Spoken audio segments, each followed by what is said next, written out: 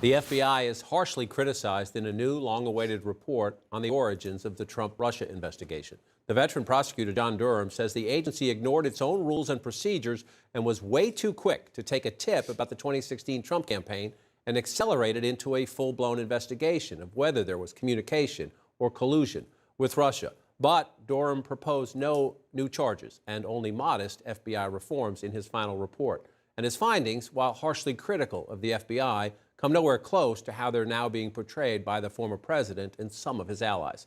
Let's get some insights now from CNN's Evan Perez and the former federal prosecutor, Elliot Williams. It is a damning report from Mr. Durham, essentially saying that they got this tip and they should have taken their time and explored it, and instead, because of what he sees as a predisposition against Trump, they rushed into a full-blown investigation, which gives them a lot more power. They can do a lot more things. He said they used raw, unanalyzed, and uncorroborated intelligence. He believes some personnel involved had a predisposition against Trump. Said there was no evidence of collusion, but he doesn't recommend new charges or any wholesale changes. So essentially, he says they screwed up. Right. But it's not a giant problem. Is that fair? Well, I mean, look, it is a big problem that the FBI made a lot of the mistakes that were documented in this report. The problem for Durham is that he was brought in after a very, very exhaustive Inspector General report found pretty much everything he just described in 2019. He was appointed because the former president was obsessed with this idea that he was spied on, that there was a deep state cabal that was out to get him. There was all of these things that were promised that, Durham himself, raised expectations of what he was going to find, and none of that panned out. In the end, what Durham found is that, these were human beings. There were very, very extraordinary circumstances. You had a candidate, right, who was being shunned by the establishment. So he brought in a lot of these third-rate people, some of whom had issues and connections in Russia. And so that is partly what drove the FBI. They made a lot of mistakes, but it appears, according to Durham, it wasn't a political bias. It was simply confirmation bias. It was what prosecutors and sometimes what FBI agents do. At the beginning of this, it might be hard because this is 4 years. It might be hard for people to remember the origins. Trump Attorney General Bill Barr asked John Durham, a veteran prosecutor, to look into this. Way back then at the beginning, this is Trump on the Hugh Hewitt show saying he believed this was going to be huge. I think you're going to have a very interesting report coming out with Durham. I believe it's bigger and far more far-reaching and far more powerful than anyone ever thought possible.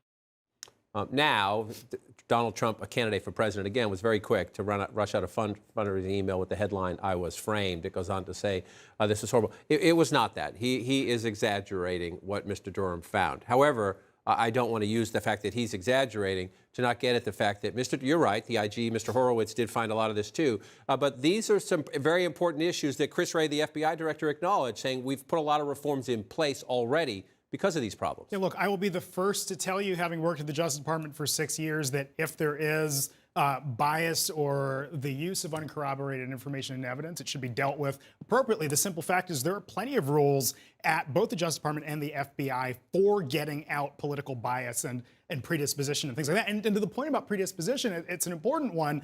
Everybody has a predisposition in some way, John. The question is, does it affect the work? And if it does, how do you deal with it on the back end? Now, look, you can change the rules to make them different. You didn't propose any of those such things here. You can prosecute people who broke the law. But look, they tried to bring 3 prosecutions.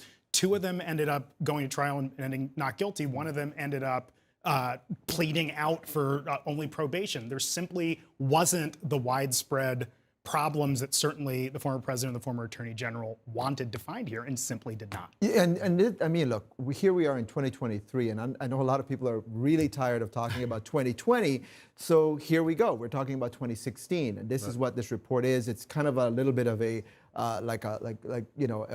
something like a message in a bottle, right, from 2016. But it led to a special counsel investigation, led to an impeachment, which is why this is sometimes it's worth revisiting history. Durham goes out of his way to actually say that what Mueller found was very important, and he seems to believe that what Mueller did was legitimate. Right. And so another point in this is show the headline of the story you wrote about this. Durham interviewed Hillary Clinton on an alleged plan to tie Trump to Russia, found no provable criminal offense. What does that mean?